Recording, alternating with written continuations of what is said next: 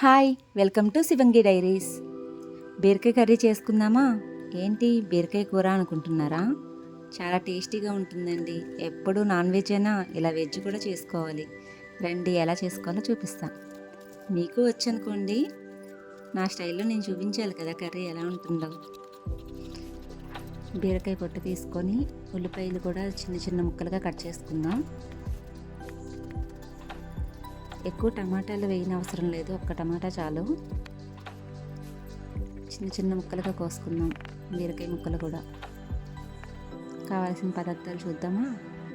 బీరకాయ ముక్కలు, ఉల్లిపాయ ముక్కలు, పచ్చిమిర్చి, కరివేపాకు, టమాటా ముక్కలు, పసుపు, ఉప్పు, కారం, ఆయిల్, ఇంకా తాలింపు దినుసులు. ఏమేం కావాలో వెల్లుల్లి, జీలకర్ర, మినప్పప్పు, ఆవాలు, ఎండుమిర్చి. కర్రీ ఎలా చేసుకోవాలో చూద్దాం రండి.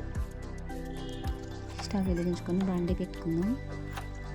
తగినంత ఆయిల్ పోసుకొని అందులో తాలింపు దినుసులు వేసుకుందాం. ఒకసారి బాగా కలుపుకుందాం. అవి వేగిన తర్వాత కరివేపాకు.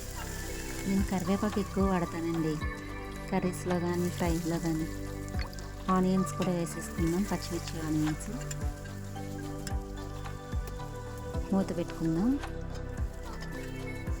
అవి కొంచెం మగ్గిన తర్వాత ఇప్పుడు కట్ చేసి పెట్టుకున్న బీరకాయ ముక్కలు కూడా వేసేసుకుందాం.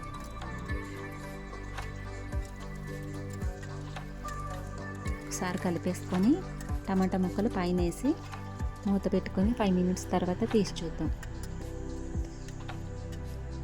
ఇప్పుడు పసుపు, కారం, ఉప్పు, తగినంత ఉప్పు వేసేసుకుందాం.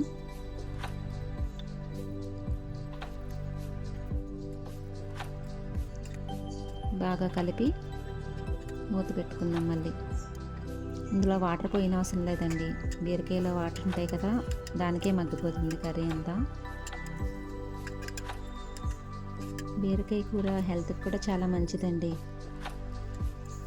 చూడండి, కర్రీ రెడీ అయిపోయింది. చాలా టేస్టీగా కూడా ఉంటుంది. ఈ వీడియో మీకు నచ్చినట్టయితే లైక్ చేయండి, కామెంట్ చేయండి, షేర్ చేయండి, సబ్స్క్రైబ్ చేసుకోవడం మర్చిపోకండి. Thank you.